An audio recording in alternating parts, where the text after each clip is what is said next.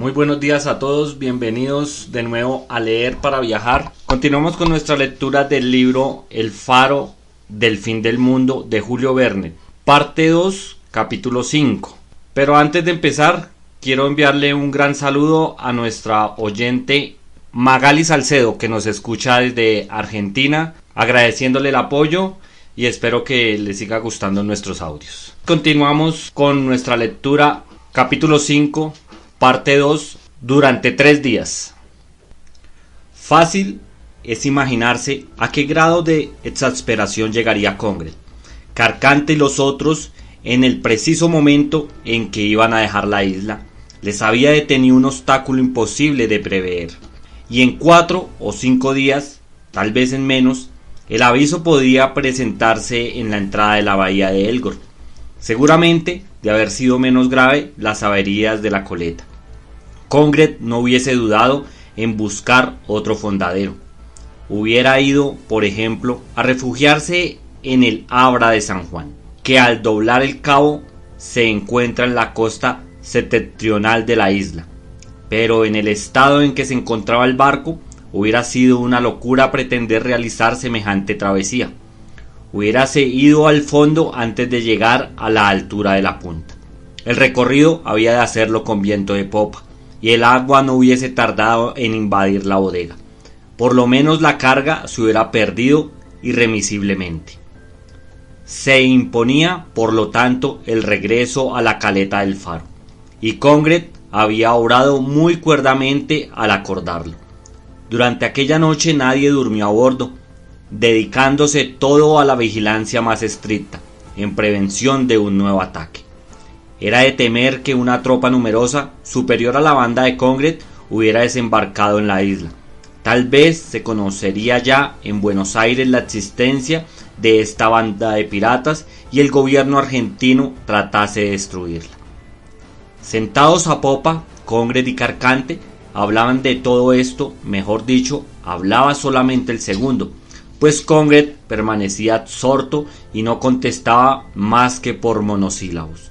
Carcante fue el primero que expuso esta hipótesis, la llegada de la isla de los estados de soldados argentinos para perseguir a Congred y sus compañeros, pero aún admitiendo que su desembarco hubiese pasado inadvertido, no era aquel procedimiento el de una tropa regular.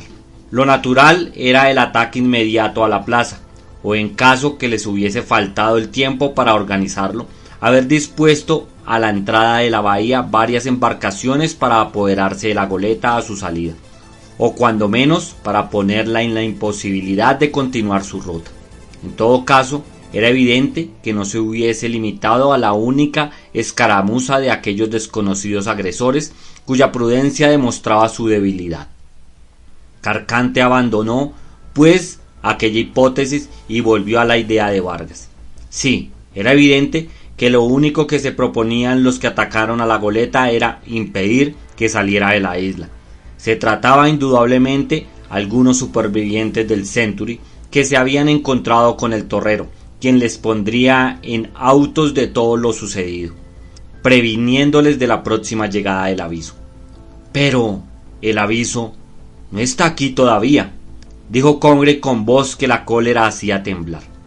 Antes de su regreso, la goleta estará lejos de la isla. Era muy improbable, aun admitiendo que el torrero del Faro hubiera encontrado a los náufragos, que entre todos sumaron más de 3. ¿Cómo admitir que se hubiesen salvado más de tan violenta tempestad? ¿Y qué iba a poder este puñado de hombres contra una tropa numerosa y bien armada? La goleta, una vez reparada, ganaría alta mar, saliendo por medio de la bahía. Lo que había ocurrido una vez era preciso procurar que no se repitiera.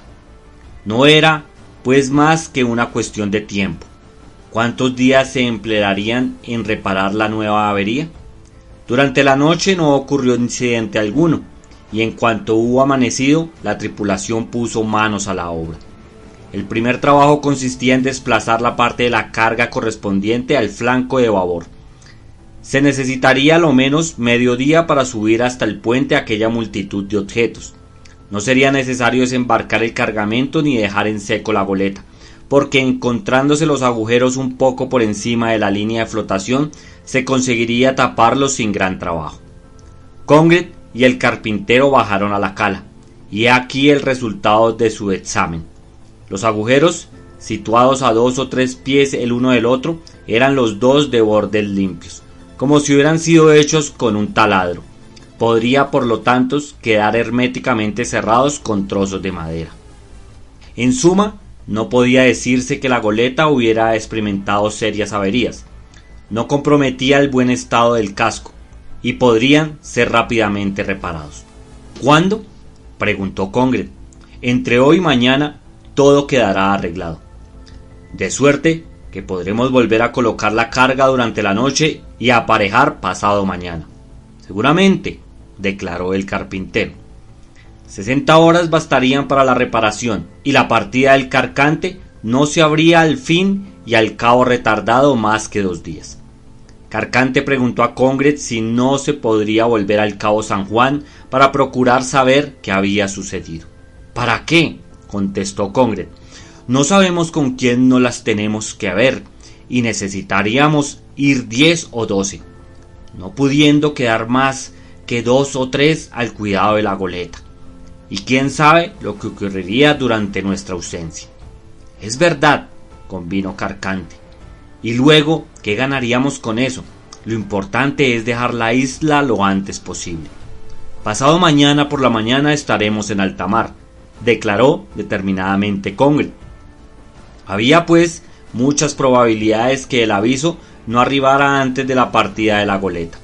Además, si Congred y sus compañeros se hubiesen trasladado al cabo San Juan, no hubieran encontrado restos de Vázquez y John Davis. He aquí lo que había sucedido. Durante la tarde de la víspera, la proposición hecha por John Davis les ocupó por completo. El sitio escogido para emplazar el cañón fue el ángulo mismo de la escolleta. Entre las rocas que se amontonaban en aquella punta, John Davis y Vázquez pudieron fácilmente acoplar el afuste. Pero, en cambio, les costó un gran trabajo transportar el cañón hasta el lugar elegido de antemano. Fue necesario atravesar un espacio erizado de puntas rocosas, por donde no era posible arrastrarlo. No había más remedio que levantar la pieza con palancas, lo que exigía mucho tiempo y mucha fatiga. Serían las 6 cuando el cañoncito quedó emplazado de manera que enfilara la entrada de la bahía. John Davis procedió a cargarlo, introduciendo una fuerte cantidad de pólvora que fue atascada con hojas secas, encima de las cuales se colocó el proyectil. Se puso el cebo y la pieza quedó en disposición de hacer fuego en el momento preciso. John Davis dijo entonces a Vázquez: «He pensado determinadamente en lo que nos conviene hacer. Es preciso no echar a pique la goleta, pues si así fuera, todos esos canallas podrían ganar la orilla y tal vez no pudiéramos escapar. Lo esencial es que la goleta se vea precisamente al volver a su fondadero y permanecer en él algún tiempo para reponer sus averías». «Estamos conformes», dijo Vázquez, «pero la avería que produzca la bala del cañón puede quedar reparada en una mañana». «No», contestó John Davis, «porque se verán obligados a desembarcar la carga. Estimo que invertirán lo menos 48 horas, y estamos a 28. «Y como el aviso puede no llegar en una semana», objetó Vázquez, «¿no sería preferible tirar sobre la arboladura mejor que sobre el casco?» «Evidentemente, Vázquez. Una vez desamparada de su mástil de mesana o de su palo mayor, y no veo medio que pudiera reemplazarlos, la goleta quedará retenida por largo tiempo. Pero atimar a su mástil es más difícil que dar en el casco, y es necesario que nuestros proyectiles den en el blanco». «Sí, es verdad», contestó Vázquez. «Tanto más que si estos miserables no salen hasta la marea de la tarde, que es lo más probable, habrá ya poca claridad. Haga usted, pues, lo mejor que le parezca, Davis». Vázquez y su compañero no tenían más que esperar, y se apostaron cerca de la pieza, dispuestos a hacer fuego en cuanto la goleta pasara frente a ellos. Ya se sabe cuál fue el resultado del ataque y en qué condiciones tuvo la carcante que volver a su fondadero. John Davis y Vázquez no dejaron su puesto hasta ver que la goleta estaba de nuevo en el fondo de la bahía. y ahora lo que les aconsejaba la prudencia era buscar otro refugio en cualquier otro punto de la isla. Podía suceder, como Vázquez había dicho, que Congret y una parte de los suyos fueran al cabo San Juan en persecución de los agresores. Su decisión fue rápidamente adoptada: dejar la gruta, buscar 1 o 2 millas de allí un nuevo refugio, situado de tal suerte que pudieran ver todo barco que se llegase por el norte. Si el Santa Fe aparecía, se trasladarían al cabo San Juan, para desde allí hacerle señales.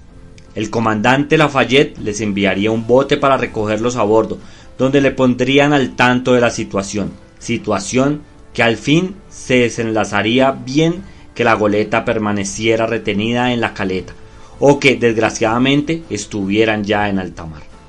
Dios quiera que esto no ocurra, repetía Vázquez. A medianoche se pusieron en marcha llevándose las provisiones, las armas y la reserva de pólvora. Siguieron la orilla del mar durante 6 millas, aproximadamente, dando la vuelta al Abra de San Juan. Después de algunas pesquisas acabaron por descubrir una cavidad suficiente para poderse refugiar hasta la llegada del aviso. Vázquez y John Davis estuvieron en observación. Sabían que la goleta no podía aparejar mientras estuviera subiendo la marea, y estaban tranquilos, pero con el reflujo volvía la posibilidad que los bandidos se largaran si durante la noche lograban reparar las averías.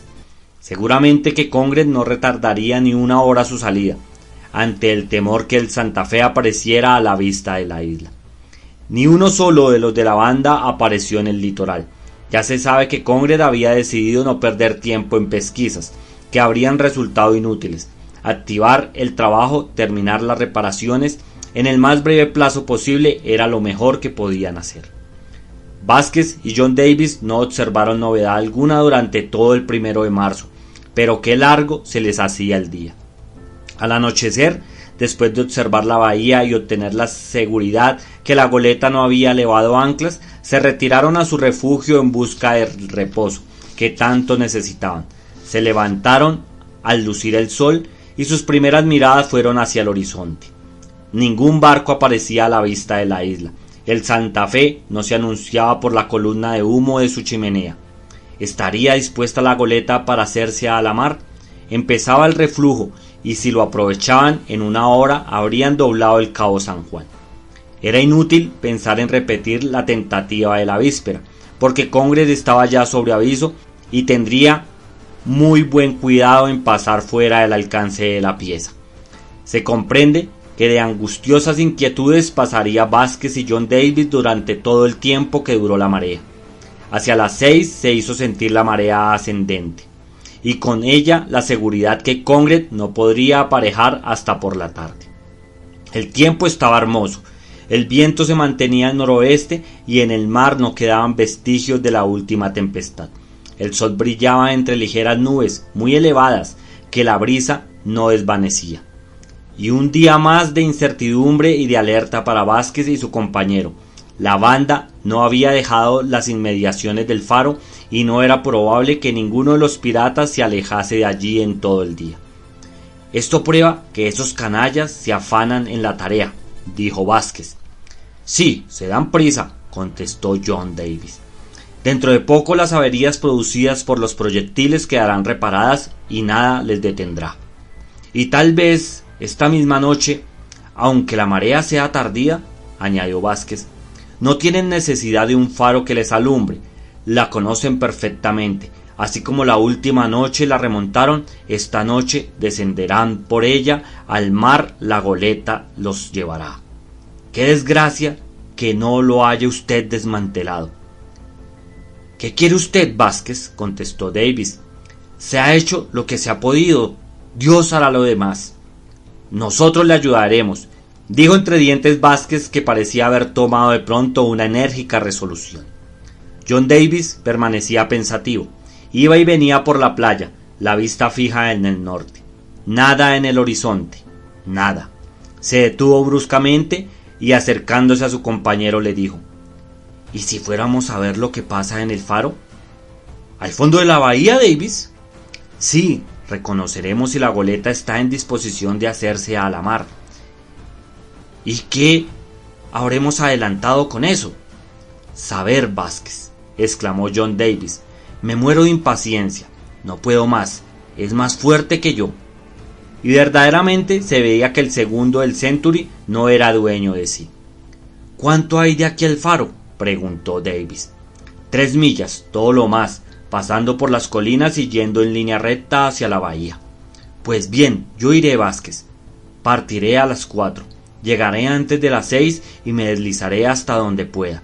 Aunque haya amanecido, no me descubrirán y yo podré observar. Hubiera sido inútil tratar de disuadir a John Davis. Vázquez ni siquiera lo intentó, y cuando su compañero dijo: «¿Usted se quedará aquí vigilando el mar? Iré solo y estaré de vuelta antes del anochecer», contestó como hombre que tiene su plan. «Le acompañaré a usted, Davis. Yo también quiero dar una vuelta por el faro». Estaba decidido y así se haría. Durante las horas que faltaban para ponerse en camino, Vázquez dejó a su compañero en la playa y se aisló en la cavidad que les había servido de refugio, entregándose a una misteriosa tarea. El segundo del Century le sorprendió una vez en disposición de afilar cuidadosamente su largo cuchillo en la roca, y otra desgarrando una camisa en tiras que luego trenzaba haciendo una cuerda. Y las preguntas que le fueron hechas, Vázquez respondió de un modo evasivo. Aseguró que se explicaría más claramente cuando llegara la noche. John Davis no insistió. A las 4 de la madrugada, después de comer un poco de galletas y un trozo de carne de fiambre, los dos, armados de sus revólveres, se pusieron en marcha, escalando sin grandes dificultades las crestas de la colina. Ante ellos se extendía una extensa llanura árida. Ni un solo árbol se divisaba en todo el alcance de la vista. Algunas aves de mar, chillonas y ensordecedoras, volaban por bandadas en dirección sur. La ruta que había de seguir para llegar al fondo de la bahía de Elgor estaba perfectamente indicada. «Allí», dijo Vázquez, y con la mano señaló el faro que se alzaba a menos de 2 millas. «Marchemos», respondió John Davis. Los dos caminaban con paso rápido. Las precauciones no eran necesarias hasta que estuviesen cerca de la caleta. Al cabo de media hora de marcha se detuvieron anheladamente, pero no sentían la fatiga. Quedaba todavía una media milla que flanquear.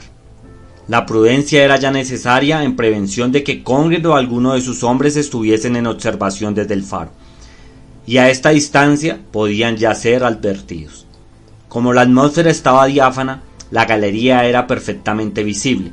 No había nadie en ella en aquel momento, pero ¿acaso Carcante o algún otro se encontraba en la cámara de cuarto, desde donde por las estrechas ventanas, orientadas a todos los puntos cardinales, la mirada podía observar la isla en una vasta extensión? John Davis y Vázquez se deslizaron entre las rocas, esparcidas por dondequier en un desorden caótico. Pasaban de una a otra deslizándose cuidadosamente, a veces arrastrándose por el suelo para atravesar un espacio descubierto. Su marcha se retardó considerablemente durante esta última parte del camino. Eran cerca de las 6 cuando alcanzaron la última de las colinas que encuadraban la caleta. No era posible que fuesen descubiertos, a menos que uno de los de la banda se hubiera destacado en dirección a ellos. Aún desde lo alto del faro no hubieran podido ser visibles en medio de las rocas, entre las que se confundían. El Carcante estaba allí, flotando en la caleta. La tripulación se ocupaba en volver a la cala la parte de la carga que había sido preciso subir al puente durante las reparaciones. Todo indicaba que la reparación estaba concluida, que los agujeros producidos por los proyectiles quedaban completamente cerrados. «Están en disposición de partir», exclamó John Davis, comprimiendo su cólera próxima a estallar. «¿Quién sabe si zarparán antes de la marea, de aquí a 2 o a 3 horas?» decía Vázquez.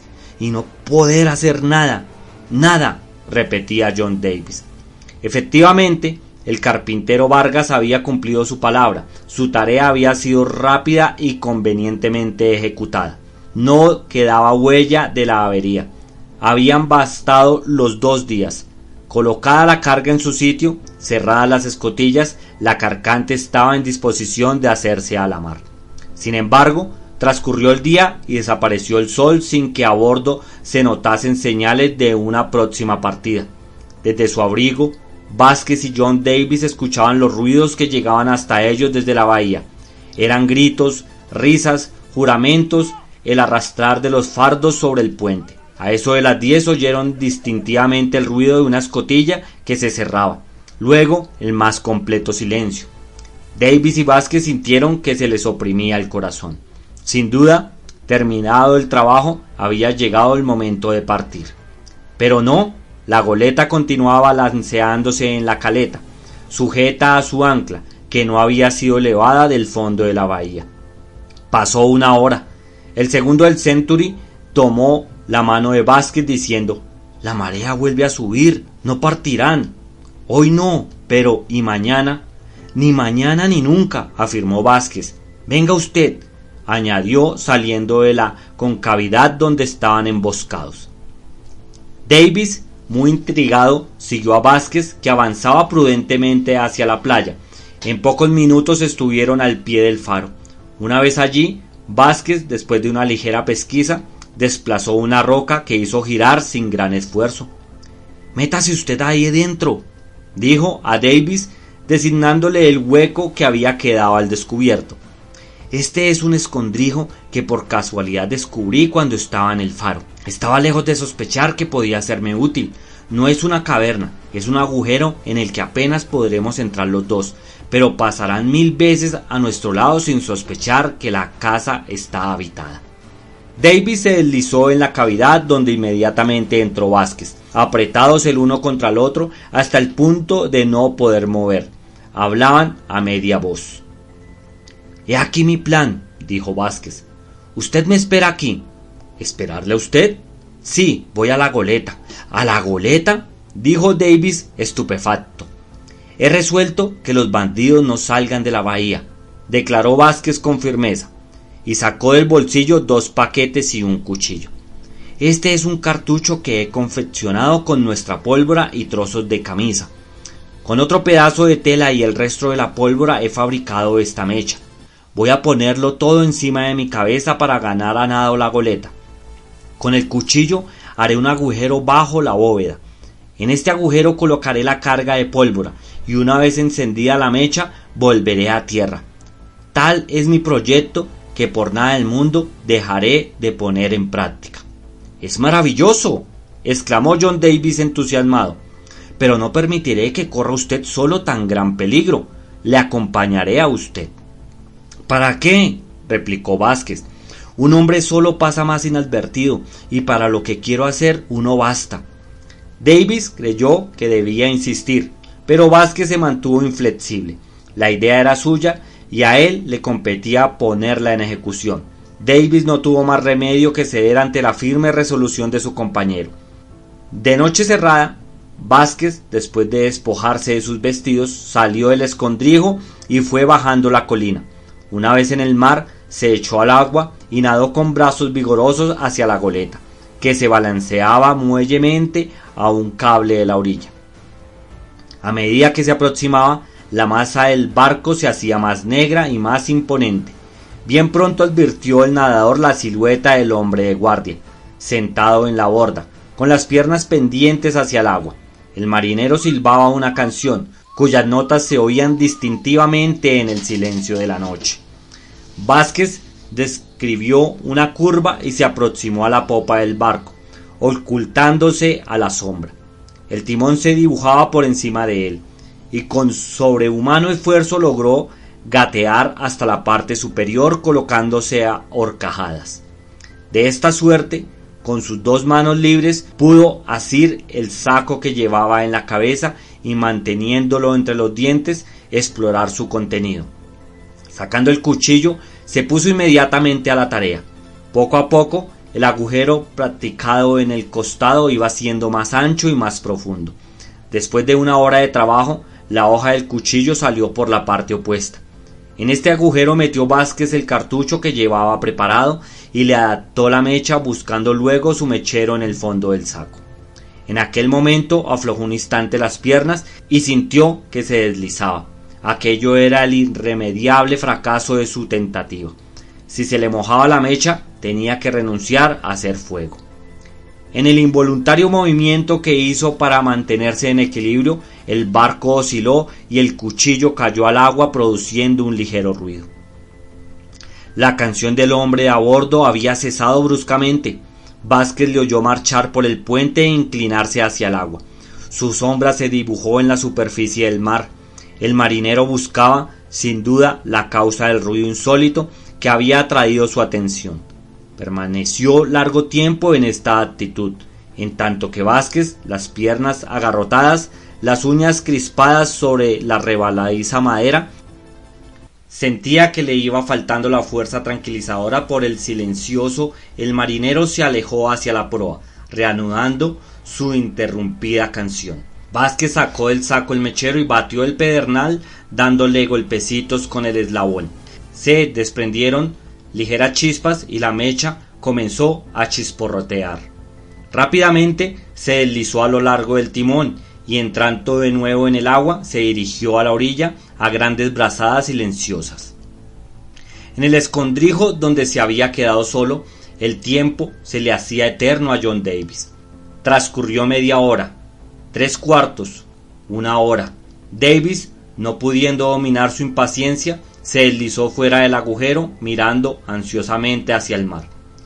¿Qué le ocurrirá a Vázquez? ¿Habría fracasado su tentativa? De todos modos, no debía haber sido descubierto, pues continuaba reinando el silencio más absoluto. De pronto, repercutida por el eco de la colina, estalló una explosión sorda, seguida de un clamoreo y lamentaciones y de gritos. Momentos después, un hombre completamente mojado llegaba a todo correr y, empujando a Davis, se deslizó junto a él en el escondrijo, haciendo girar el bloque que disimulaba la entrada. Casi al mismo tiempo, un pelotón de hombres pasó gritando. Sus gruesos zapatones, golpeando en las piedras, no lograban apagar sus voces. «¡Es nuestro!», decía uno de ellos. «Le he visto como te estoy viendo a ti», añadió otro. «¿Iba solo? Seguramente que no está a 100 metros de nosotros». «¡Ah, canalla, ya te cazaremos!». El ruido se fue extinguiendo con la distancia. «¿Está hecho?», preguntó Davis en voz baja. «Sí», contestó Vázquez. «¿Y cree que usted que ha conseguido su propósito?». «Espero que sí». Al lucir el alba,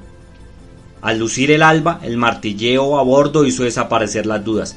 Puesto que se trabajaba en la goleta, es que tenían averías, y que la tentativa de Vázquez había tenido éxito. Pero lo que ni uno y otro podía saber era la importancia de estas averías. «Puede ser que tengan que permanecer un mes en la bahía», exclamó Davis, olvidando que si tal cosa ocurriere, su compañero y él se morirían de hambre en el fondo del escondite. «Silencio», dijo Vázquez, haciéndole una mano. Se aproximaba un nuevo grupo de hombres, acaso el mismo que regresaba de la infructuosa caza. Los que lo constituían no pronunciaban una palabra, no se oía más que el ruido de las pisadas. Toda la mañana estuvieron Vázquez y Davis oyendo patear alrededor de ellos. Los bandidos pasaban y repasaban en persecución del agresor de la goleta. Sin embargo, a medida que el tiempo transcurría, esta persecución pareció disminuir. Hacía largo tiempo que no se oía ningún ruido del exterior, cuando a mediodía se detuvieron 3 o 4 hombres a 2 pasos del agujero en que Davis y Vázquez estaban embutidos. «Decididamente no hay medio de dar con él», dijo uno de ellos, sentándose sobre la roca misma que obstruía el orificio. «Más vale que renunciemos a ello», afirmó otro. «Los camaradas están ya a bordo, y nosotros vamos a hacer otro tanto. Después de todo, ese bribón ha dado un golpe en vago». Vázquez y Davis se estremecieron, presentando gran atención a lo que decían sus enemigos. «Sí», aprobó un cuarto interlocutor. «Lo que él quería era hacer saltar el timón, el alma y el corazón de un barco. Bonita obra nos hubiera hecho ese pillo. Afortunadamente no lo ha conseguido. El mal se reduce a un agujero en la bóveda y a un herraje arrancado. El timón no ha sufrido nada o casi nada. Hoy mismo quedará todo reparado. repuso el que había iniciado esta conversación, y esta tarde, antes que suba la marea, nos habremos largado y que se quede ese maldito en la isla muriéndose de hambre. Bueno, López, ha descansado ya bastante, interrumpió bruscamente una voz ruda. ¿A qué charlar tanto? Vamos a bordo. Vamos, contestaron los otros tres, poniéndose en marcha. En la reducísima caverna donde se ocultaba Vázquez y Davis, aplanados por lo que acababan de oír, se miraron en silencio. Dos gruesas lágrimas aparecieron en los ojos de Vázquez, deslizándose por sus curtillas mejillas, sin que el rudo marino se preocupara de disimular este testimonio de su imponente desesperación. He aquí a qué irrisorio resultado le había conducido su heroica tentativa. 12 horas de retraso suplementario. A esto se reducía todo el perjuicio sufrido por la banda de piratas. Aquella misma tarde, con sus averías reparadas, la goleta se alejaría por el extenso mar, desapareciendo en el horizonte. El ruido del martilleo que subía de la caleta probaba que Congred hacía trabajar con ardor para poner a la Carcante en disposición de hacerse a la mar. A las 5:04 este ruido cesó bruscamente, con gran desesperación de Vázquez y Davis, que comprendían que había dado fin al trabajo de reparación. Pocos minutos después, el chirrío de la cadena les comunicó que Congred había mandado levar el ancla, disponiéndose para zarpar.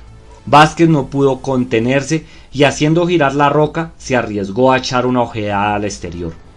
Hacia el oeste, el sol declinaba detrás de las montañas que limitaban la vista por esta parte.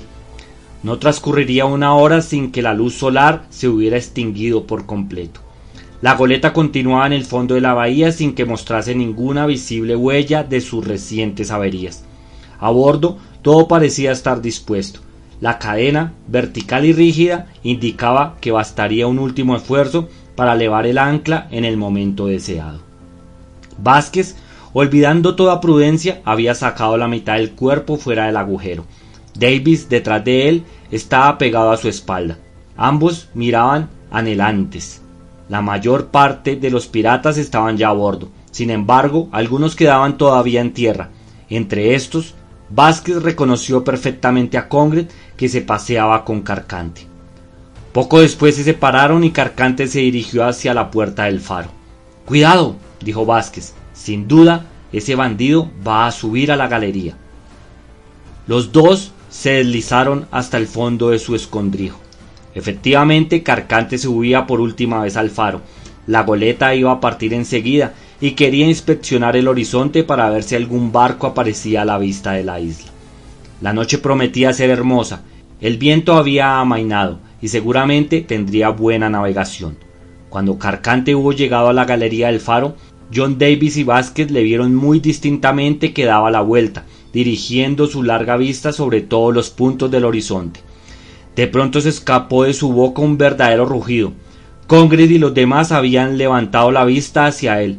Entonces, con una voz que todos oyeron perfectamente, Carcante gritó: ¡El aviso! ¡El aviso!